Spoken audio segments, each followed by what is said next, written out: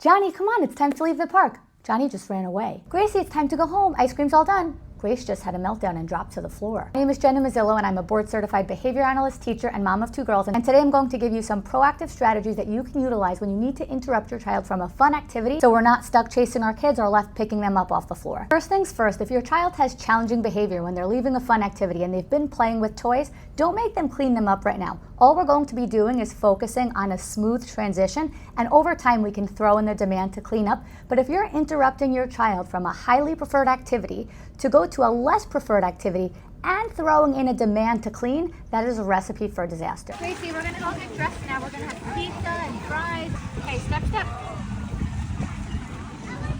Okay, come here, this way. The next thing we're going to do is we're not just going to say, come here, Johnny, it's time to go home. What we're going to do is think about, is there anything in the near future or environment my child might be excited about? And if so, I'm going to use that. If not, we can create one and I'll show you how. For example, in this video, you're going to see I say to Grace when it's time to go home, Gracie, it's time to leave the park. Let's go get some bagels, because that's what we were doing. I used that to my advantage. We're going to go get bagels now. Time to go this way.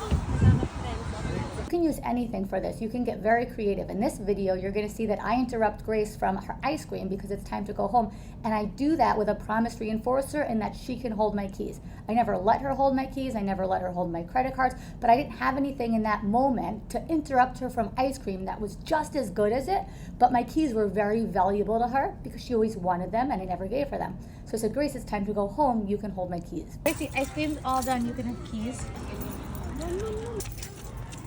Finally, you can always use a snack if you don't have anything in the near environment that your child might be excited about, and save it and time it for when you're leaving the fun activity. For example, Grace, it's time to go home. I have some goldfish for you that we can eat in the car. Keep in mind, motivation is key, so if they've been snacking all day or at the park, they're not going to be that hungry. We would only want to use that if they were actually motivated for food. And finally, the most important part to all of this is that we are doing this proactively. What we don't want to do is give the instruction to leave, have our child melt down, and then we whip out all of that fun stuff, because what our children learn in that moment is when my mom says it's time to leave and I cry, she offers me good things or she lets me stay within that activity for longer. Now, could they still cry even if you use promise reinforcers proactively? Sure, they could, but over time they'll learn that it doesn't produce anything if you're consistent.